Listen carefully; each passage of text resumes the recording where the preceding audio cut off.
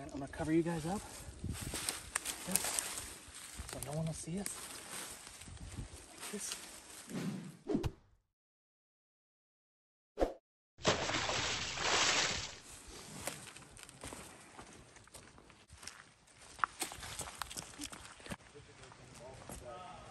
It's so loud.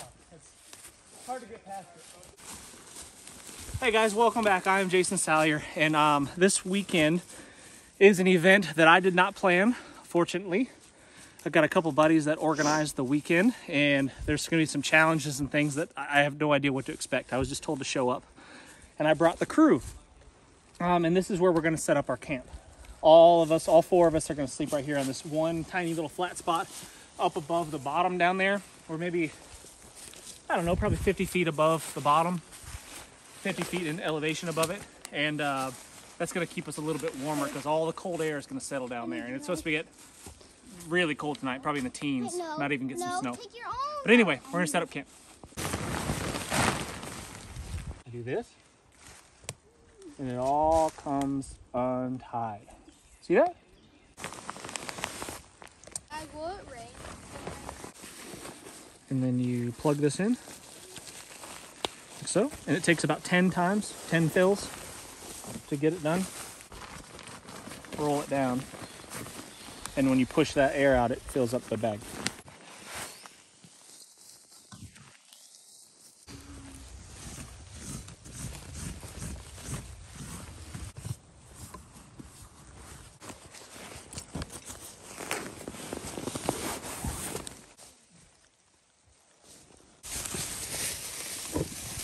Got a wood stove that goes in it.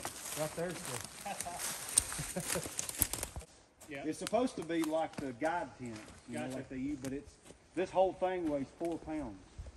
That's not bad. 4 pounds is what this thing weighs. And you can put 4 men in here and all their gear. Easy. Easy. Yeah. And a wood stove. Oh, mate, what's going to happen is we're going to be like, listen, we can fit 4 more people in here. What do y'all got to trade? What do you got? We're willing to bargain. There's some bargain. We'll give you a sage. Yeah, I've got a child here. We got a child. She works hard when you make her. She's got muscles. Carries a knife. She's got a knife. She comes with her own gear. Yeah. Okay. Sounds good. We're having a... This is a Linsthetic compass. Highly advise getting one that has a base plate, sighting, mirror. This is the MC2 Global by Sunto. These are the ones that I use everyday land surveying. We use this right here. Unsight.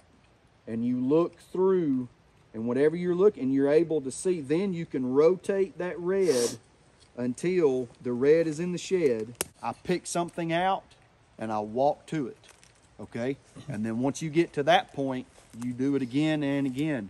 Here, see that? Do you see that thing that looks like a house? That red thing? Is we are going to point this compass. You see this little hole? It's like a gun sight. You see that little arrow? You see that little arrow thing right there? That little pointy thing right there in the middle? What we're going to do is we're going to point that at that red or that pink ribbon on that little tree over there. You see the point, that little pink ribbon? So I point it at the pink ribbon. Look through there and point it at the pink ribbon. And then turn this until our red arrow is in the doghouse. You know, 5 right there. 10 degrees. Boom, you got it. That's understandable. Well, now what does that say? Sighting when you get your pace count, you're going to count every time your left foot touches the ground. Start with your right foot and count every time your left foot hits the ground. Go. Walk normal. Walk like a normal person. And when you get to the top, turn around and come back down and do that too. Remember that number. Average those two out, and that'll give you your pace count for a slope. For hills. Do you make any?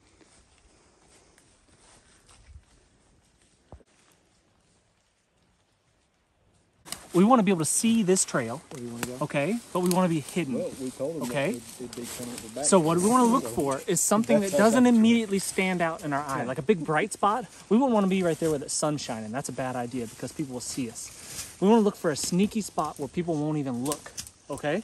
So as you look around through the woods, find a spot that doesn't really even stand out to you. Just kind of your eyes just go over it and you go to the next spot. see how it's like you look to that opening right there? That's where you naturally want to look. But to the left is a spot that I don't really look. Does that make sense? Because my eyes just go right over it. So I think we should probably set up right over there where that dead tree is laying over there. Does that make sense? Let's go. Let's go hide. I'm gonna put this right here next to you, buddy.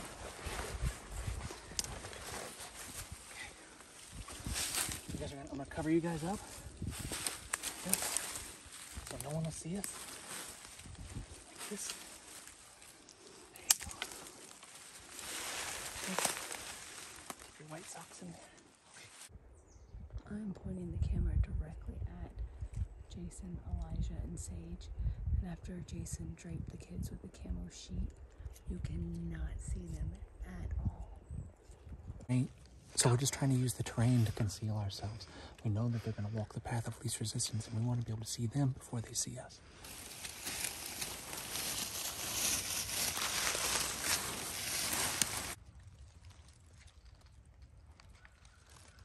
So this is exactly why I've only taken my wife hunting once and never again. She can't sit still or be quiet for 30 seconds. I counted it. 30 seconds was the max.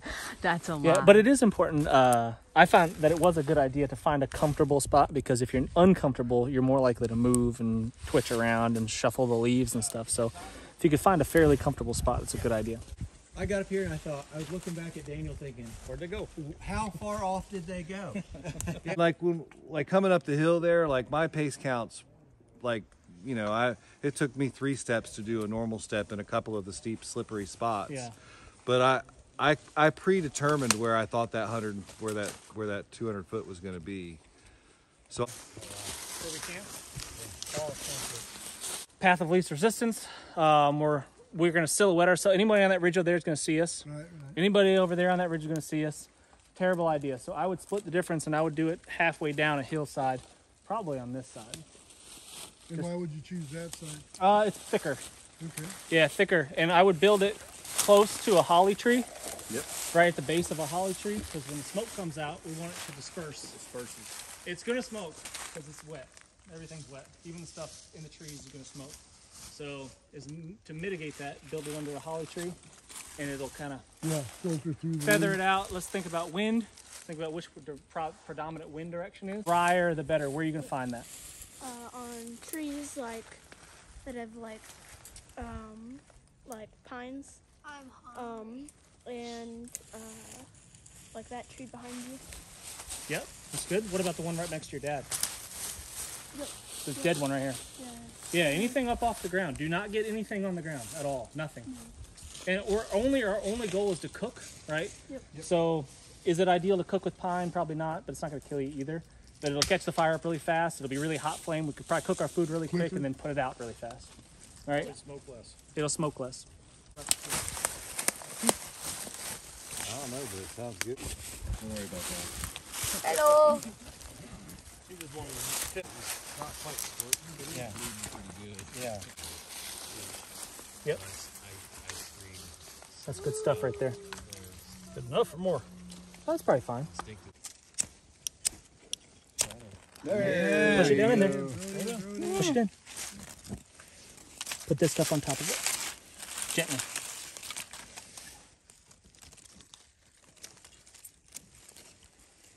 To a passerby, they would see nothing.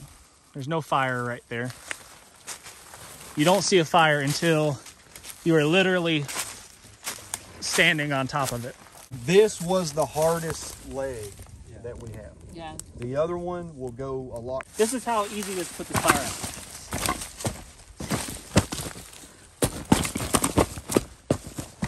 And then I could skedaddle out of here and do, something like, and no one's going to know that I had a fire here and that took 20 seconds. You know what I mean? That lightens my heart, seeing things like that. You know, there you go. It brightens my day. I don't know how to do it,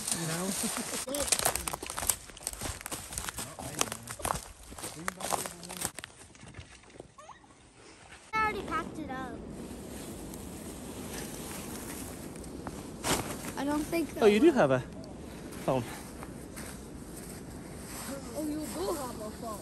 Yeah, she has a phone.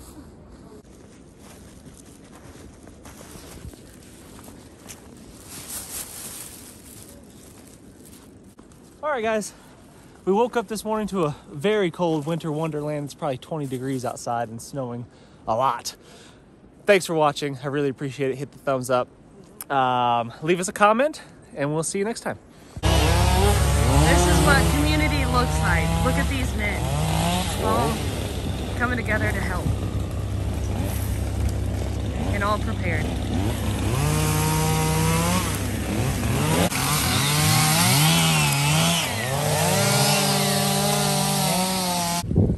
It's like rednecks in form or something.